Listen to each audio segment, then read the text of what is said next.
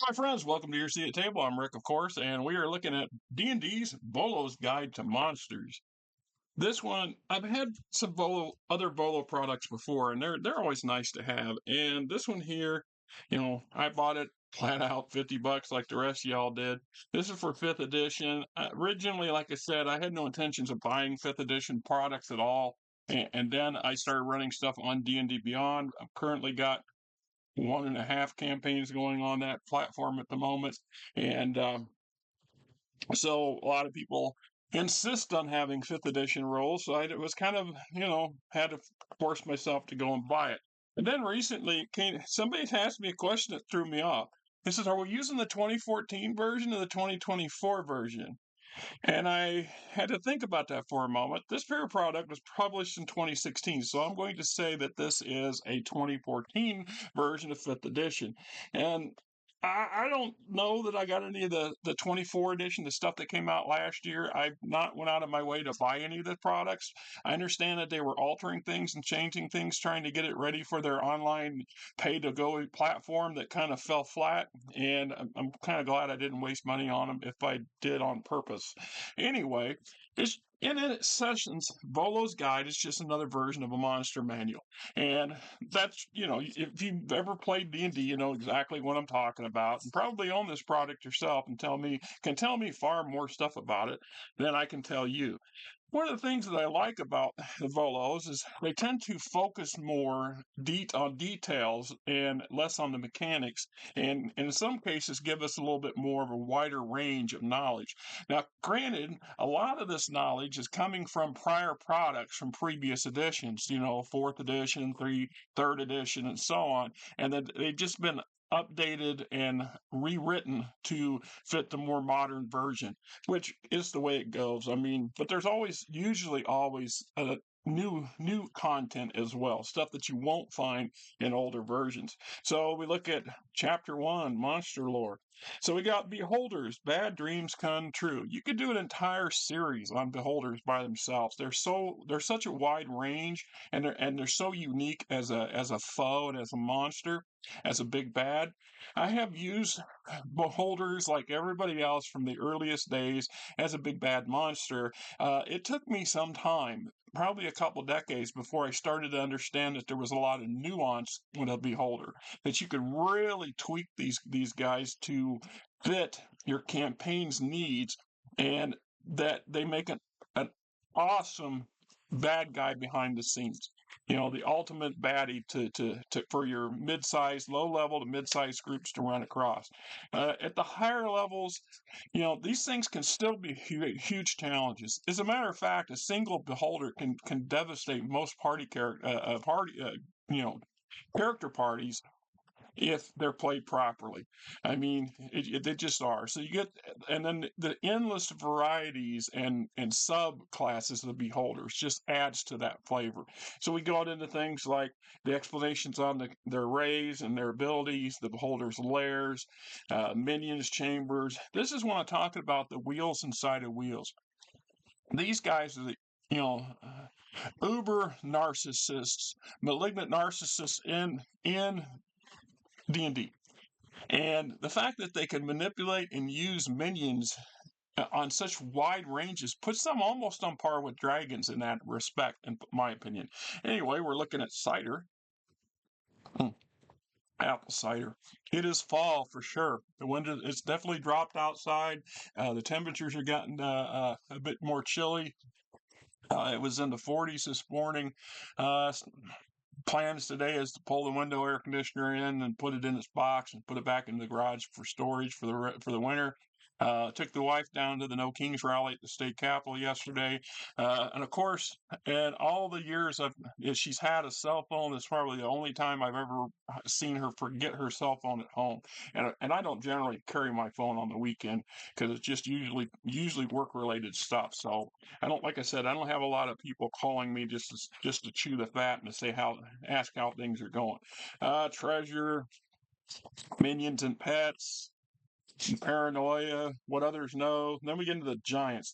Probably the most ubiquitous, most, I don't want to say common, but I have rarely had a campaign that doesn't have some sort of giant or giant kin involved in it somewhere because they're just such D&D product. I mean, from the very beginning, some of the earliest modules revolve around the giants. And let's see if I kind of get a fan going. It's a little air movement here.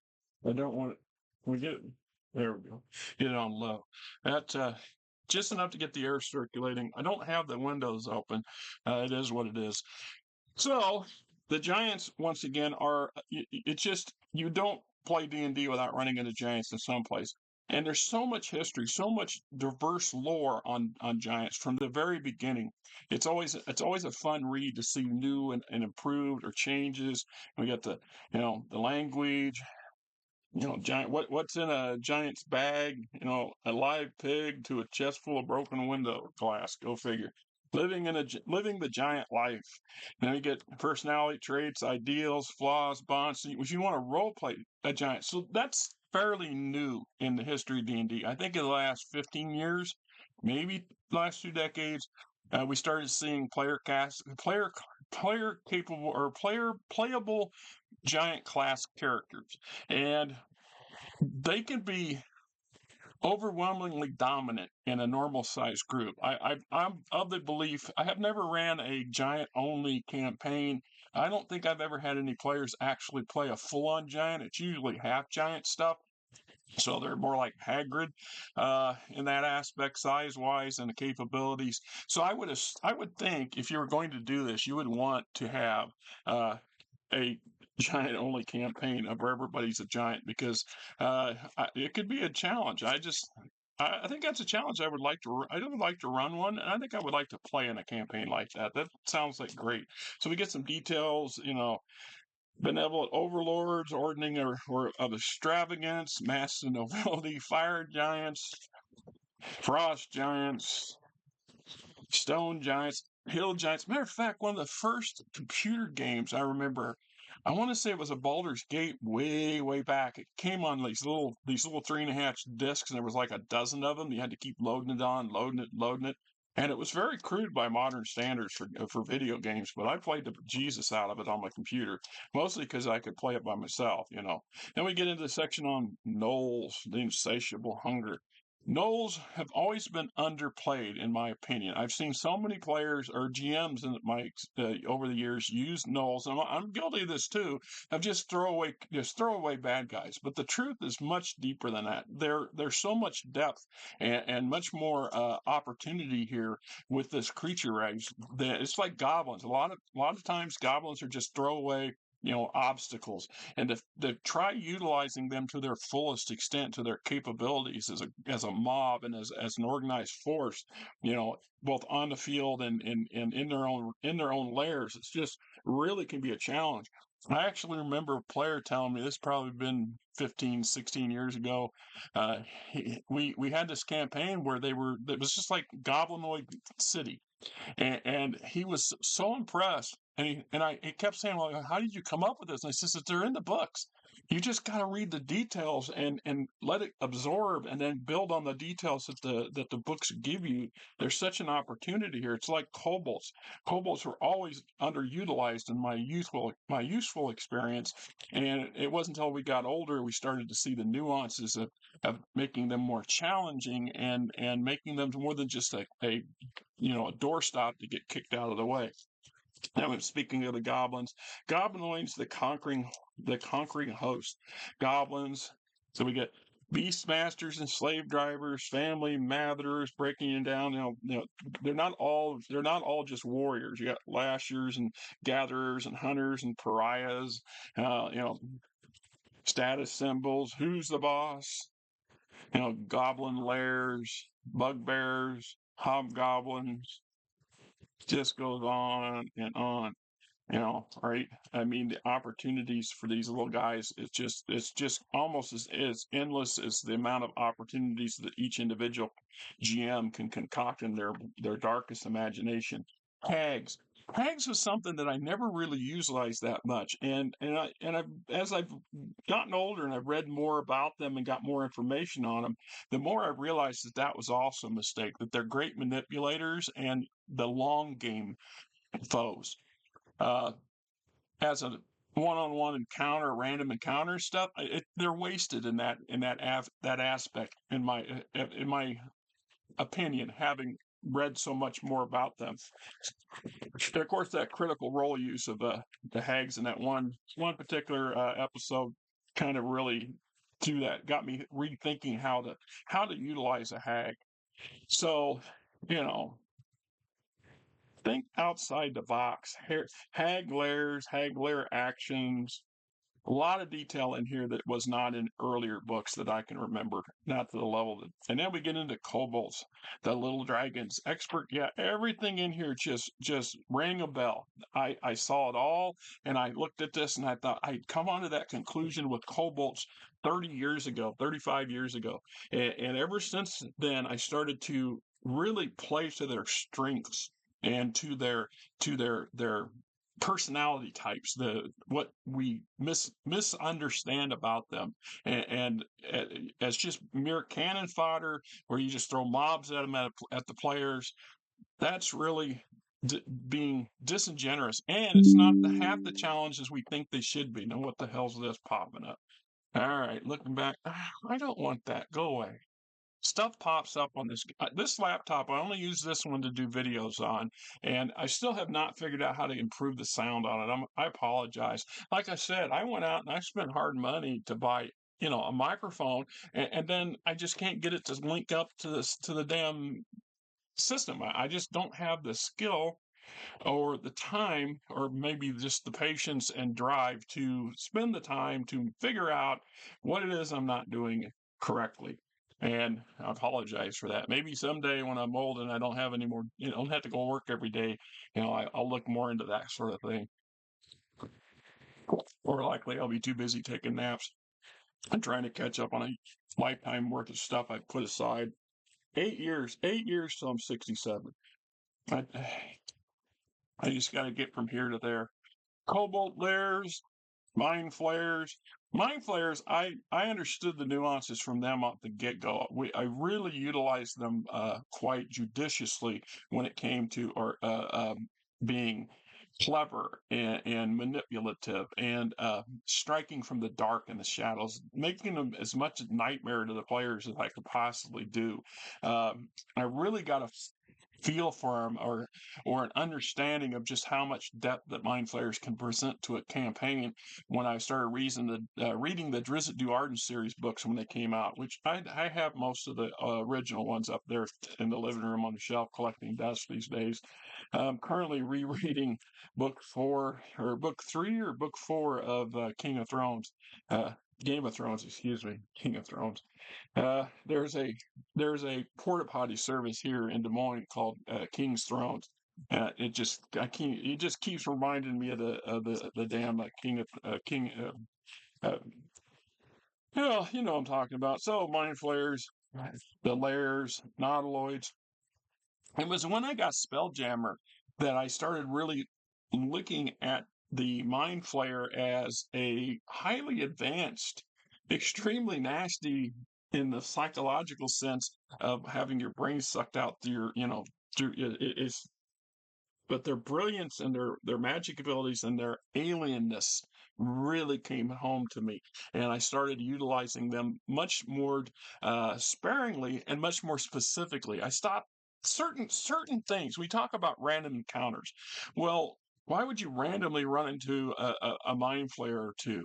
Well, the idea being is the mind flayers have their own agendas, their own business. So they're off. Your characters run into a lone mind flayer in an underdark tunnel or tavern. The question the GM should be going is why?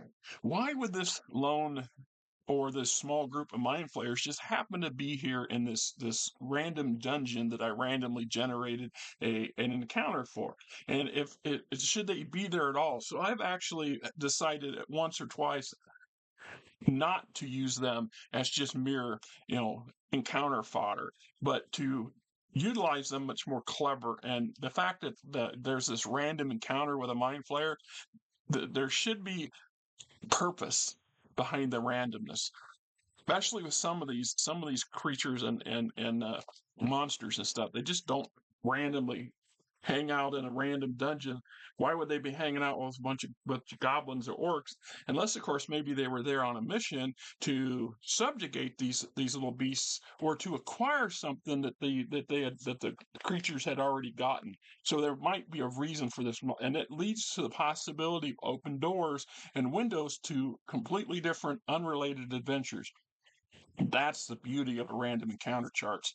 You have to really open your mind to looking at these things as less than random and more like why they're random in my mind. So you got mind flare magic. That was another thing that threw a challenge for me when I first started dealing with mind flayers was the psionic powers. Of course, when psionics was introduced, you got to go back to the late '80s when it was fairly popular. First edition AD&D, it was a common. They took it out in second edition, I believe, and they started reintroducing it in third edition. But it wasn't really, for me, I always became more annoyed by psionics because I had players, I always had one or two players who wanted to be a psionicist or have psionic abilities, and they had this bad habit of in my opinion, of overpowering the general magic thing. It's just like this weird note in a harmonious song. Why is that weird note making it stand out and then kind of jarring everything? It didn't fit the bill. It wasn't once again until I started reading the Drizzt Do'Urden series that I started to understand just how special psionics can be and if it's used in a proper context. Not to mention how frustrating it can still be. So let's see. Orcs, the God's Horn, lots of info on the orcs. Probably one of the most overused bad guys in Dungeons and Dragons, Orogs, in my opinion anyway. The Yuan-ti. Yuan-ti, when they first were introduced, I kind of shied away from them. I remember having a campaign module that had Yuan-ti in it, and I know they showed up on in one of it's like the Fiend Folio, one of the versions of Fiend Folio, and I used them as random encounters, random critters that you'd run into, random nasties. But it wasn't till some years later that I started thinking of them as a more complicated entity as a race, how they were intended or could be used as a uh, larger threat to the overall security of the human realm, kind of stuff, structured society, stuff like this, Yanti temples. And we get into chapter 2, character races. One of the reasons I bought this book was because I had a fascination with the tabaxi, which are cat people, and I wanted to get more information on them to read up because they were new to me. I'd heard about them here and there, but I had never operated them, never played them, never utilized them. It's like the Kinku. The Kinku popped up, I think, in second edition Monster Manual. Might have been third edition Monster Manual 2. I don't remember exactly for sure. And I used it when I did this adventure that I actually typed up. I got laying up here in this box. Two dwarves and a dragon. I used a Kinku as a wounded Kinku in the middle of the road that the two dwarves or the two players encountered, and they chose to save the Kinku, which then had the Kinku shadowing them for some time, and then there was the Kinku was having issues of its own and was being stalked by a couple other Kinku, and it kind of blossomed from there. So aasimar, fearbogs have been around for a long time. Long time, just a variation on on the giants, the Goliaths, which is also, if you ask my mind, people will argue this, that they're really very unique, and they are, but they also are just another version of playing a giant. And ironically, they're very popular. I don't think I've had very many D&D Beyond campaigns that didn't have at least one player wanting to play a Goliath. And you have to play. They can be a bit tricky to play.